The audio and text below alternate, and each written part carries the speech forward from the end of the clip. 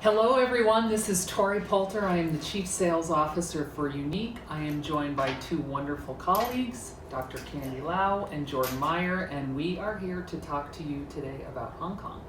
This is the first of our series of 3 videos. We're trying video this time instead of conference calls, so we'll see how it goes. We'll see how you all like it, but we are certainly using you as a model on how we know you like to communicate, which is video. So we're giving it a try. We can't promise that we won't use a few notes, but we are excited nonetheless to talk about this topic.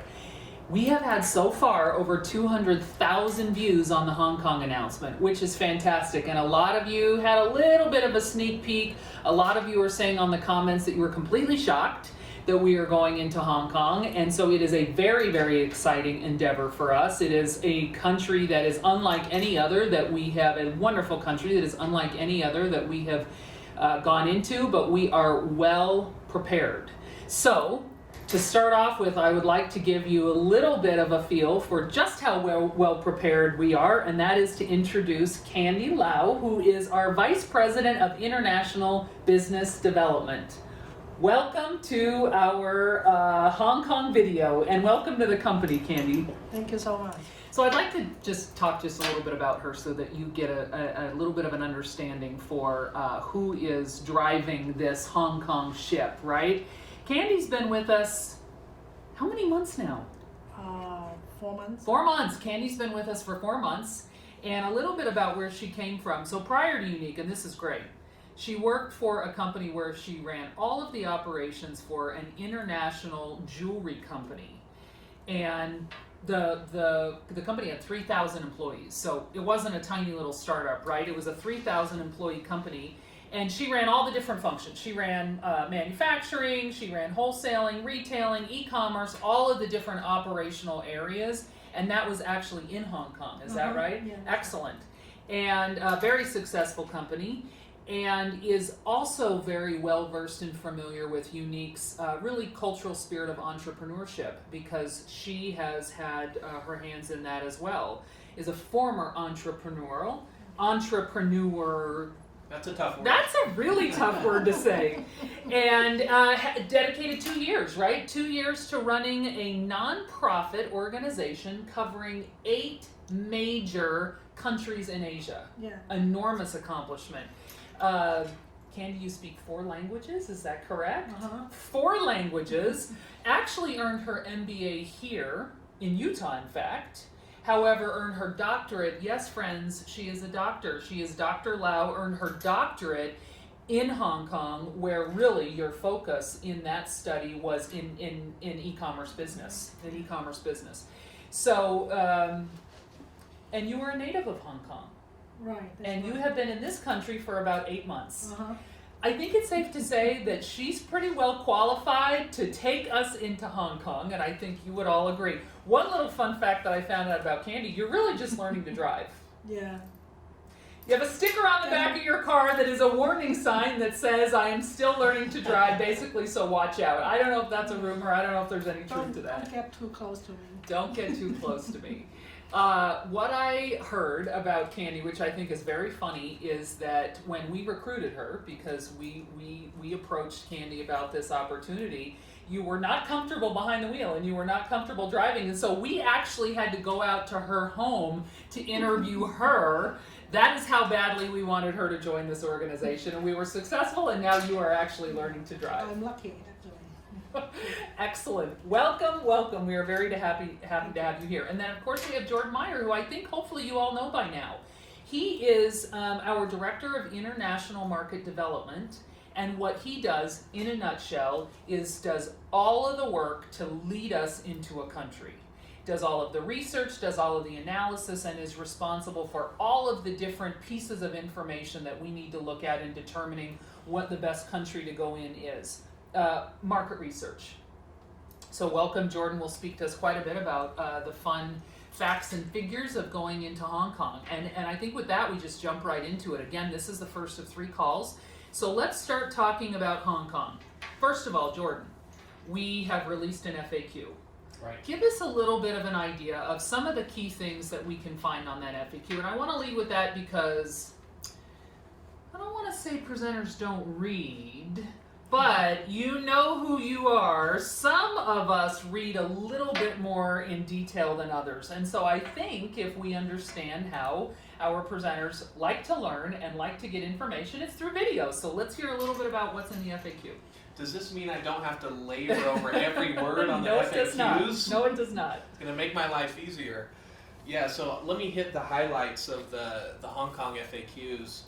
And these are located on the Hong Kong information page. They're also in the corporate newsroom. But the Hong Kong information page is uniqueproducts.com/Hong Kong, or I should say your URL/Hong Kong. And there's a nice section there where you can sign up for the newsletter.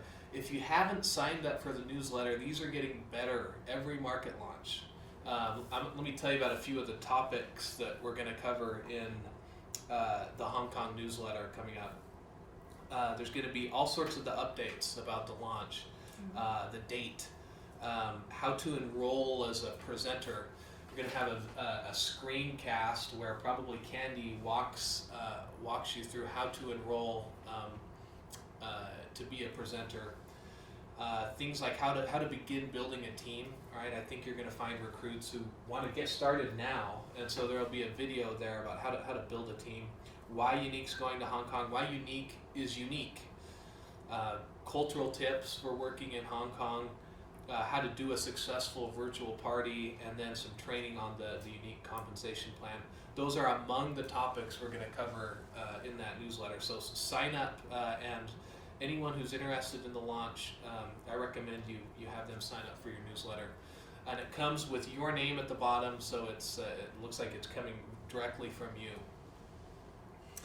Okay, on to the FAQs.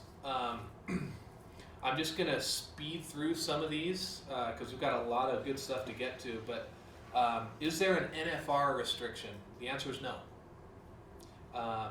What's the new presenter kit price? And it's 775 Hong Kong dollars, 775 Hong Kong dollars. We have all of our complete product pricing that we're working on right now, and we'll have that out in the next few weeks. What payment methods will be available? So the payment methods that we have in other markets, Visa, MasterCard, PayPal, but we're also working on adding Union Pay, which is a Hong Kong specific sort of debit card payment method. And we're looking at adding that. Hopefully we'll have that by launch. What geography is included in the launch? So does it include Macau? The answer is no, it's just Hong Kong. The Hong Kong launch, it's easy, it's just Hong Kong. What do I need to do to sign up as a presenter? First of all, you need your Hong Kong ID number, and you need to have a Hong Kong address. You need to be 18 years of age, have an email address or Facebook account, phone number, and then you have to buy the starter kit. So that's how you enroll to be a presenter. So this really, Jordan, isn't so far any different than going into any other country. Yeah. Yeah, so far everything that you said is very similar to any other country launch. You look very official with that pen in your hand. Let me see that pen for a second. Okay, Hong Kong newsletter, FAQ, and how do we sign up to be a presenter? Excellent information.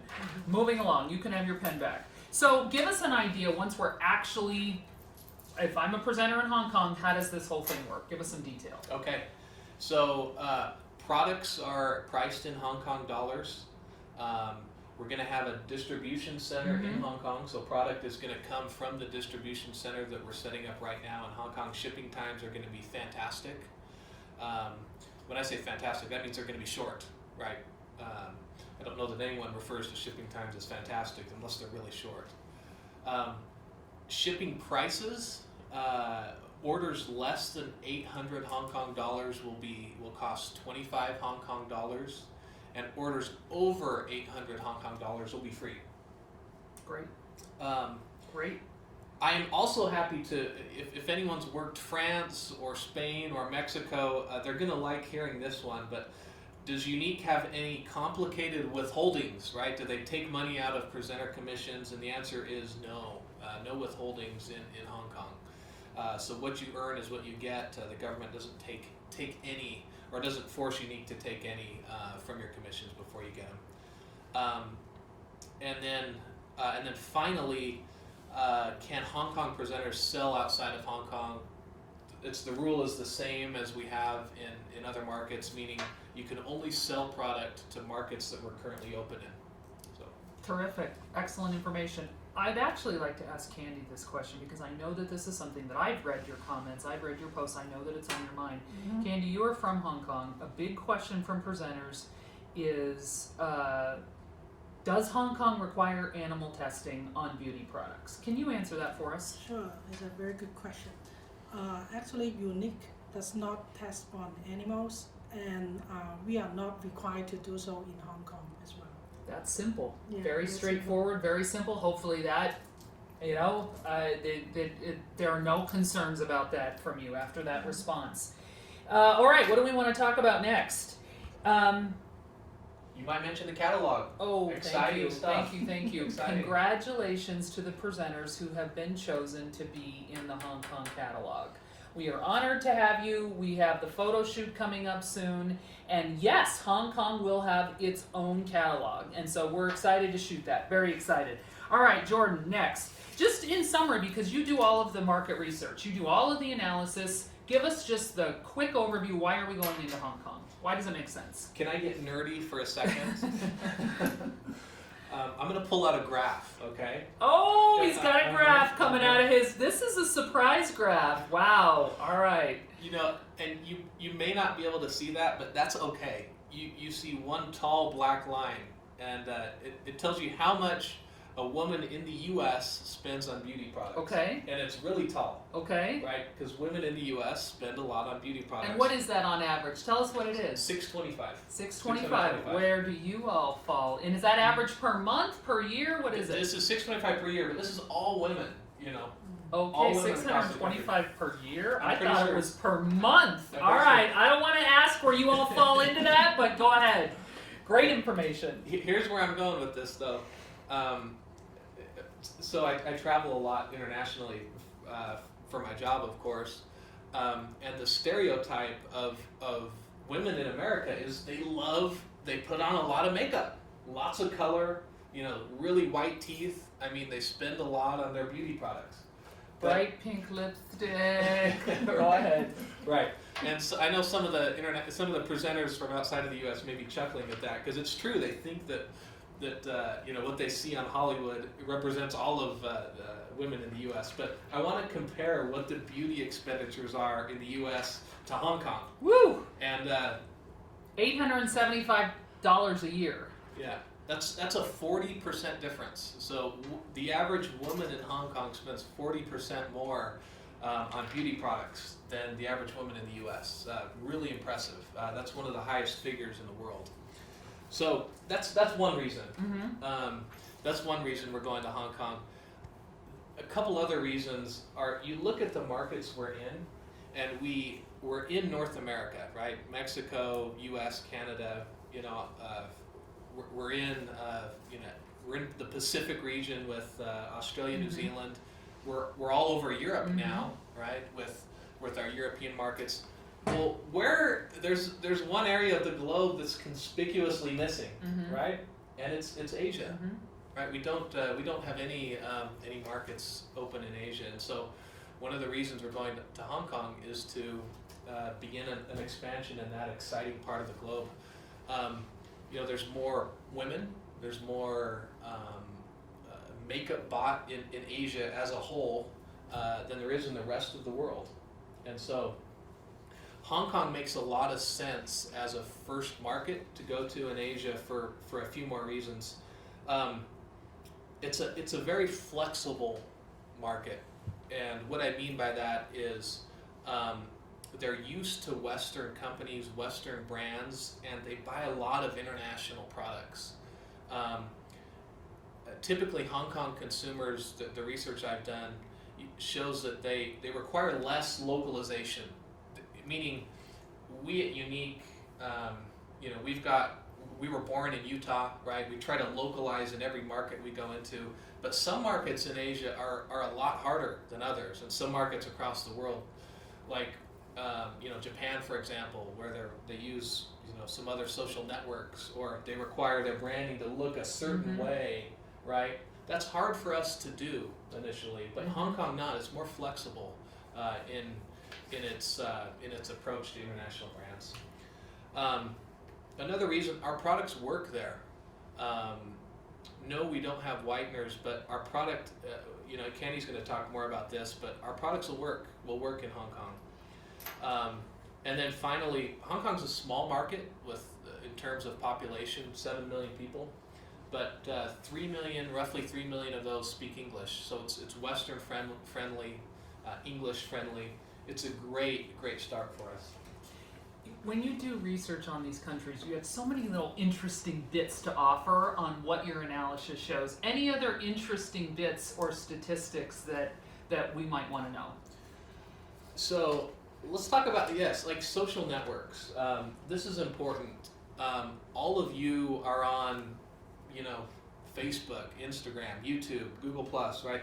Pinterest. Those are the social networks that you're on. Hong Kong, however, Hong Kong's on those same social networks, and that's not true for a lot of other countries. So that's one of the things we look at. One area I want to tell our presenters, I think it's an opportunity, is WhatsApp. Hong Kong, like Spain, there's a lot of WhatsApp penetration in addition to Facebook, Instagram, YouTube. I think you should be using this, or think about using this in making your pre-launch groups. WhatsApp is perfect for sending group messages, communicating with people, building interest, leading up to the launch. Great information. I'm going to turn to Candy. So Candy, you live in the United States. Clearly you are embracing the U.S. culture. You are learning to drive, but you are from Hong Kong. Yeah. And if anyone understands the women of Hong Kong with the experience that you have, it is you. So can you talk to us just a little bit about the women of Hong Kong, the culture of Hong Kong? Okay, sure. First of all, you can hear my accent, right? This is Hong Kong accent.